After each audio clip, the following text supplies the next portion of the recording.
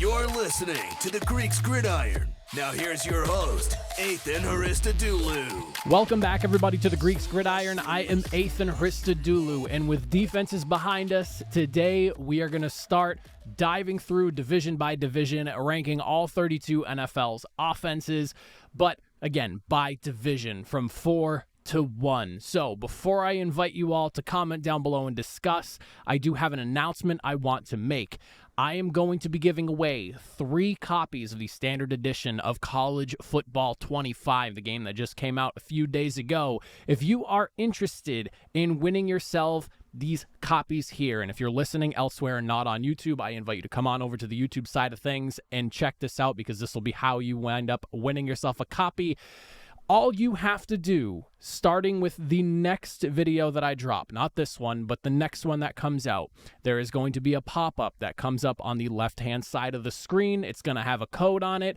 You see that code, you email my show email, thegreeksgridiron@gmail.com, with the code so I know that you found it within the video. And if you are the first person to send me said code, you are going to get yourself a copy for that video. So there are going to be 3 copies. Remember, 3. So the next 3 videos that come up, you'll have an opportunity to win that. First come, first serve. So make sure you're subscribed and make sure you are watching and listening so you know when to grab yourself that code and shoot it over my way. Other than that, we're going to dive in, again, talking the AFC East today, discussing the offenses going from worst to first, and we're going to start at number 4. As always, comment down below. Let me hear your thoughts and opinions on how you would rank them. At number 4, and this one, probably not a very surprising one, not a very difficult decision to make here, we've got the New England Patriots sitting at the bottom of the division. Now, with offensive coordinator Alex Van Pelt taking over the offensive reins, a former quarterback himself, he's going to be tasked with simplifying the offense and making things make sense for rookie quarterback Drake May. And he's also going to be working with the assumed, at least early starter in Jacoby Brissett, a guy who has some experience with time spent in New England, like 4, 5, 6 years ago, something like that. It's been a while since Jacoby Brissett's been in New England, but this feels like an offense that we're probably going to see some heavy tight end usage with so many question marks surrounding the wide receiver room, and with ESPN ranking the New England Patriots as number 31 in terms of skill talent altogether, finishing 2023 ranked in the bottom 5 of most offensive categories. I'm going to be very interested in seeing how this offense comes out of the gates and also how it evolves as we go through the 2024 season. Now, obviously, as far as personnel changes go from last year into this year, we're looking at Jacoby Brissett getting the assumed starting quarterback job unless Drake May comes in during this training camp here and just completely rips it out of his hands. We'll obviously see how that kind of shakes out in the next few weeks here. But you also have guys like running back Antonio Gibson, who last couple of seasons, maybe not quite as strong, but his first 2 years totaled nearly 2,400 yards and 21 total touchdowns. You have a guy like wide receiver KJ Osborne, good for like 50 to 60 receptions, 500-600 yards, and about like 4 or 5 touchdowns or so, something along those lines. You brought in a guy in Chukwuma Okorafor who will battle it out at the left tackle spot, which is a big question mark for the New England Patriots right now. A guy in tight end Austin Hooper, who maybe his best days are behind him, but someone who has a career average of about 10 yards per reception. So, someone who can make a little bit of things happen over the middle of the football field. And then a big draft class as far as new guys coming in here, with, of course, your first round pick being spent on quarterback Drake May, second round selection going to Jalen Polk, the wide receiver from Washington. You got a third round pick and another offensive tackle in Caden Wallace, fourth round selections on an offensive lineman and a wide receiver in Layden Robinson and Javon Baker. And then, of course, a 7th round selection in tight end Jaheim Bell. Now, the way I look at New England, listen, the offense was not great last year, and we're basically starting from ground zero again. So there's not really any high expectations here. I know that there's a lot of intrigue surrounding just the raw ability that Drake May brings to the table here, but there are some questions about just his overall ability of running an NFL-styled offense, as things are a little bit different from what he was doing over in UNC in terms of like what he had to actually do, especially at the line of scrimmage here. I'm not anticipating a ton from New England this fall, and I think it's fair to not put many massive expectations on them because This is a group that you're going to be watching them going through training camp and even through the preseason here. There are plenty of positions that are going to be battling it out for starting roles. Yes, we have a depth chart with a group of guys that's kind of like set in stone going into training camp, but could very well look differently at a lot of different spots, especially at wide receiver, especially at the tight end spot. Like, yes, Hunter Henry's your guy, but you're also curious as to what the rest of the guys on your roster can do there. There's definitely some holes in the offensive line as well that we're going to look at and see who steps up and takes over at. There's a lot of question marks with this team. I don't expect a massive leap from them, and honestly, I'm keeping my expectations as low as possible because I would like to be pleasantly surprised. My hope is that we see quarterback Drake May stepping in sooner rather than later, and not necessarily because Jacoby Brissett is struggling, but because of what he's doing in terms of training camp, what he does during practice, what he does during the preseason, and maybe what he's showing in practice as we go through the early portions of the season if he hasn't already taken the job from Jacoby. I want to see him start sooner rather than later because I do think that trial under fire basically brings out the best amongst the rest. Either you can sink or you can swim, and I really like the idea of, yes, it's good to give guys time, but at some point you want to just see what they can do. And in today's day and age in the NFL, you get the rarities in a guy like Jordan Love who gets to sit for 2 seasons, but you don't really get that too often in the NFL. And I'm not going to sit here and anticipate that New England does that with Drake May, especially with a lot of new guys on the coaching staff and not necessarily jobs on the line, but depending on how things go, there's always another person waiting to take your spot. So I'll be curious to see what happens with this offense here, but I can't sit here and act like I'm expecting some massive leap with an incoming rookie and a lot of question marks, especially at the wide receiver position here. But I'm looking forward to seeing what New England does overall. Now, moving into number 3, and I think this is where the discussion gets very heavy as to what you like in terms of offenses in the AFC East. I spent a lot of time going back and forth between 3 and 2 specifically here, but once I finally settled, I decided that I'm going to go with, at number 3, the Buffalo Bills. Now, it's very easy to just sit back and go, well, it's an entire new wide receiver room. They should be number 3, where you have a somewhat solidified group of guys that are going to be over in New York and just wipe your hands of that discussion and be done with it. But I think there is a little bit more to it than just the changes at the wide receiver position. Like, yes, wide receiver Khalil Shakir, stumbling all over his name here, is like the lone familiar face that you have at the wide receiver position here. But I'm curious to see what the actual scheme and way this offense attacks opposing defenses looks like going into this year here, because I would really love to see, and I know Joe Brady doesn't get an opportunity to install his offense when he takes over last year, so I'm curious to see how the offense kind of morphs under him going into a offseason and coming out of the offseason as the guy installing the offense. Now, I'm curious to see how Buffalo decides to attack their opponents going into this year. Like, yes, you have a ton of new wide receivers, but are you willing to balance out your attack and start running the football? One of the biggest issues that I've had with Buffalo, basically since I started doing my podcast like 3 years ago, has been their lack of ability to run and also their lack of commitment to run the football. Now, last season, we saw the emergence of James Cook. You have yourself a legitimate lead running back. The only issue that you could really come away with from James Cook last year is that he didn't score a lot of touchdowns, and rushing touchdowns, I should say. And that is in large part because Josh Allen takes the football himself and typically barrels his way into the end zone. That's fine. I don't really care. I look at his total yardage number and what he was able to do last season with nearly 1,600 total yards altogether when it was said and done. He is a talented guy that I think you should lean into and try to open up the passing game a little bit for Josh Allen. I don't like the over-reliance on Josh Allen. I understand he is kind of like the Superman in Buffalo, but help the guy out. Superman can always use a little bit of an assist from some of the good people working around him. Now, as for the other stuff that everyone's already spouting off about, the wide receivers, yes, you have Keon Coleman coming in. Yes, you have Curtis Samuel coming in. Marquez Valdes-Scantling, Chase Claypool. You have a guy in KJ Hamler who has had a bit of an injury history the last few years, also is coming off of a diagnosed heart condition as well, but a speedster nonetheless. You got Mac Hollins coming in, who might be the most jacked wide receiver I've ever seen. You bring in a guy like right tackle La'el Collins, who is definitely not some bad depth to have for your offensive line with 86 career total starts.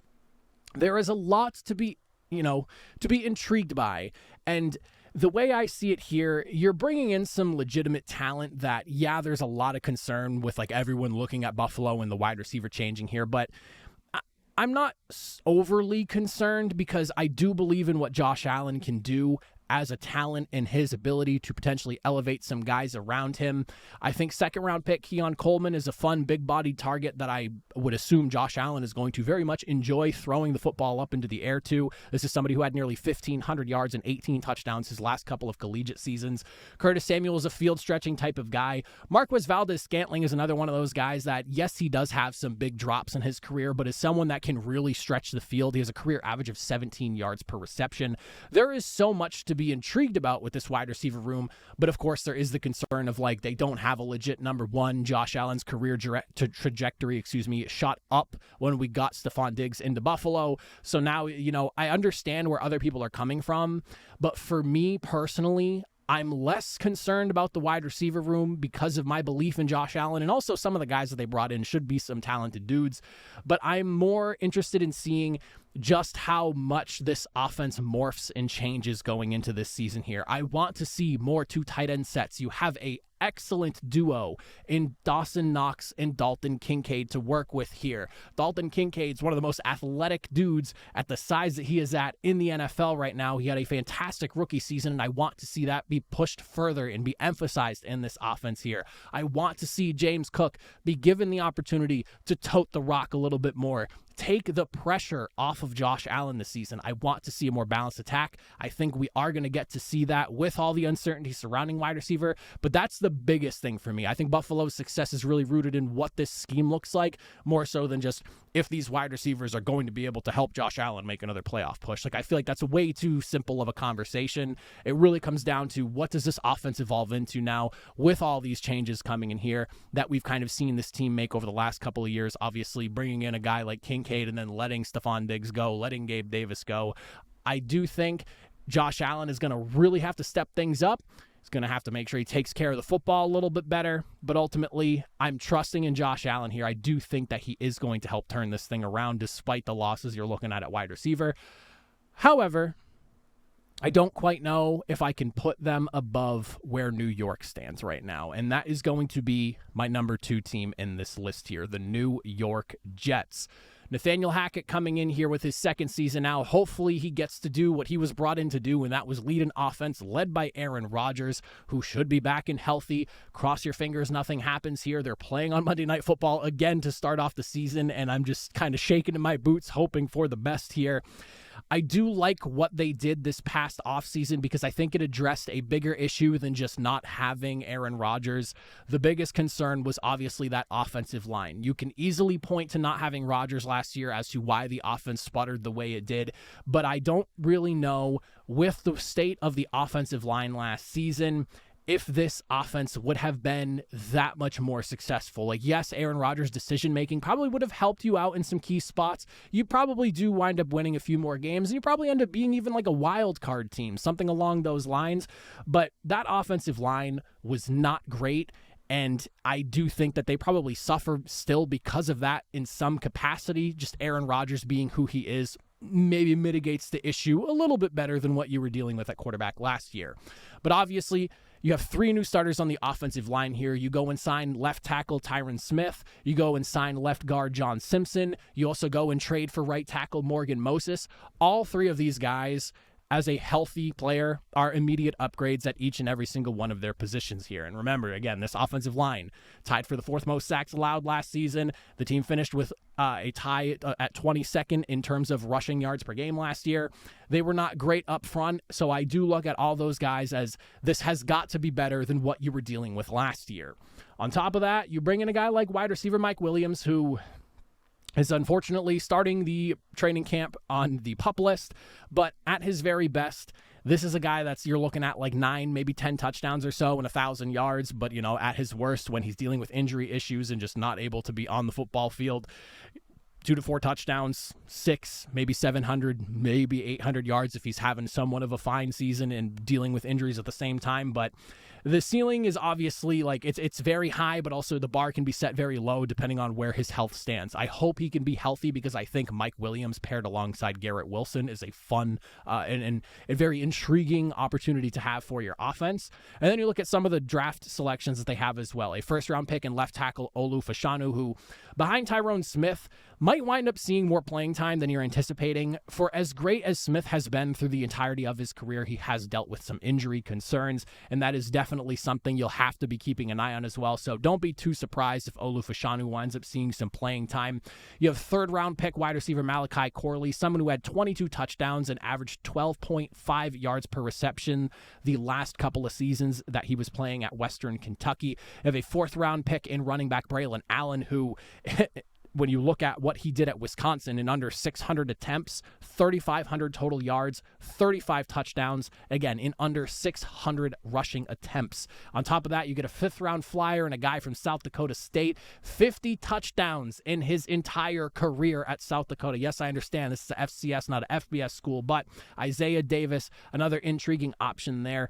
There wasn't a massive press for offensive talent going in the draft, and I know a lot of people were probably anticipating a wide receiver in round one to appease the issues that Aaron Rodgers had while he was in Green Bay, but I don't really think it was necessary when you consider what they did in the offseason with what they brought in, and also I would say wide receiver Malachi Corley, a solid guy to bring up. Yes, not the first-round wide receiver, but I think offensive line was a little bit more of a pressing need, given that you already have a guy in Garrett Wilson who is so well-respected around the league already very early into his career here. I don't think it was as necessary. I don't really think to just spending picks or first-round picks on a wide receiver for the sake of doing it to appease someone doesn't really make sense when the offensive line looked the way it did last year. I feel like it was a good pick well spent here, and I'm excited to see what Olu Fashanu ends up turning into. The biggest question for this team is obviously going to be how the offensive line holds up, but also how Aaron Rodgers helps mitigate any of the lingering issues that they may have. There's always a lot of work to be done when you're changing out three starters on your offensive line from one season to the next, so it will take a little bit of time for this unit to gel. But again, the good thing is that Aaron Rodgers is Aaron Rodgers, and while he has had some really good offensive lines during his time, he has also had some seasons where his offensive line has been pretty banged up and maybe not been quite up to snuff, despite what they were supposed to be on paper that season due to injuries. So I do think a guy that, with his skill set and his ability in Aaron Rodgers, can help mitigate any issues you do run into, but this offensive line should be significantly better than what it was last year. When you look at who they brought in for what they lost, these are massive upgrades at each and every single position here. You have legit wide receiver options in Garrett Wilson and hopefully Mike Williams and maybe Malachi Corley. You have running back Breece Hall, who is a stud among studs at what he does at the running back position. This offense has the makings of being a very good unit on paper at the very least. It's just a matter of can they reach the expectations that everyone has of it here. That'll obviously be up to New York, but I'm excited to see what they do. And then, of course, that leaves us with the final team on the list here. At number one, we're looking at the Miami Dolphins. Now, with Miami, you're coming in. This is now your third season with Frank Smith as your offensive coordinator under Coach Mike McDaniel, who has put together one of the more fun offenses to watch in the NFL. And the real question for me coming into this season, and it was really my only issue with them last year, is going to be if Miami can take what is an unstoppable offense at home on the road. When you look at what this offense was at home versus away, it was still a very good offense on the road, but it was like a completely different team. When you look at their home points per game number, sitting at about 32 points per game scored in their home affairs, then you go on the road and you're looking at just 24 points per game. We're talking nearly a touchdown in difference. They're basically a touchdown difference minus the PAT. Again, 24 points per game is not bad, but if you had yourself anywhere from 24 to 32 points scored in a few different games that you had here, that would have given you wins over the Ravens and both times you played the Chiefs here, which means you're not getting bounced in the wild card round. And I understand weather is a factor, but the Chiefs managed to handle themselves pretty well in it. I understand you're kind of at a disadvantage being a team from Florida, but that is something you have to work around. And one thing that Miami is known for is their ability to run the football against basically anybody with how complex their running scheme is over there. I do think that needs to be a focus when you start getting into the later portions of the year and it gets harder to throw the football, especially when you get into those cold weather games. You want to beat up on defenses, and in cold weather like that, defenses don't necessarily want to have to tackle running backs play after play after play, and you have such a deep room over there in Miami, you want to see that room utilized to its absolute fullest later in the season here. But again, not an offense that really needed much. When you look at their the final numbers from last year, second in points per game scored. They were first in passing yards, sixth in rushing yards. They were tied for the fourth least sacks allowed in the season. I mean, your losses were kept at a minimum with Robert Hunt leaving and also wide receiver Cedric Wilson. You didn't really need to do much, but they did do a solid job in retooling and getting themselves ready to kind of run it back and hopefully improve. Center Aaron Brewer, who hasn't missed a game in the last couple of seasons here, that's a significant change that I always feel gets understated here. Swapping centers is not as simple as just having a new guy on the O-line, because remember, the center is the quarterback of the offensive line. He is the guy that changes protections and whatever it need be if he's a very experienced guy. Otherwise, the quarterback's, communicating with him what needs to be changed, and then he's dishing that out to the offensive line, however that system winds up working there. But that is always something that needs to be highlighted more, in my opinion, and doesn't get quite talked about enough. I feel like a change at the center is a significant change in terms of personnel. You also bring in a guy in wide receiver Odell Beckham. Now, in 2023, his numbers weren't crazy, but he still had a rock solid 16 yards per reception. He's not the young gun he was, don't get me wrong, but as a number 3 option paired with Jalen Waddle and Tyreek Hill, that's not a bad trio of wide receivers to have, in my opinion. I'm just throwing that out there. You also get a guy in tight end, Jonnu Smith. I don't really know how much he's going to change things for them. It feels like he only finds success when Arthur Smith is coaching him, so we'll see what he winds up doing in this offense here. He's an athletic guy at the tight end position here. And then you have some draft selections as well. You have second-round pick left tackle Paul Patrick, who could see some time with Teron Armstead's injury history. You also have a fourth-round selection in running back Jalen Wright to add to that running back room that feels like it's more of a track team than anything else. You have a 6th-round pick in wide receiver Malik Washington. And then you're going to be looking at a battle between Robert Jones and Jack Driscoll for the spot that Robert Hunt has left open now at the right guard position. But overall, I look at Miami and I think of them as a team that they're in another really good spot offensively. You have a rock-solid offensive line. You have an extremely deep and versatile running back room. You have arguably the best wide receiver room, at least starting trio, I would say. As far as wide receivers go in the NFL right now, they definitely have an argument for that. You have an extremely bright mind in someone like Mike McDaniel, who he and Frank Smith have devised one of the more exciting offenses to watch. The O-line is one of those things you have to keep an eye on, but overall, I think they're a strong unit. I'm not too worried about them. The new center is basically the big thing here, and how healthy Teron Armstead is with Isaiah Wynn on the pup as well. Like, on paper, healthy, it's a rock-solid unit, but health is, of course, a concern there and something you have to keep an eye on. You have a very good QB. You have the best all-around skill group in the division. I don't really see how you couldn't argue them to be number 1 going into the season here. Obviously, things could change as we go through the season, but on paper, to kick things off before we get started, I really think it's got to be Miami, and I don't really know how you could argue anyone else. But those are my rankings for the AFC East offenses. Again, let me know in the comment section down below, how would you rank these offenses? What am I getting right? What am I getting wrong? I would love to discuss with you all. But as always, appreciate it if you made it all the way to the very end. Make sure you're subscribed. You don't want to miss out on winning yourself a copy of College Football 25. If you want to win yourself one, hit that button, and then also hit the notification button because it's first come, first serve. But that is it for me. I'll see you all next time. Have a good one.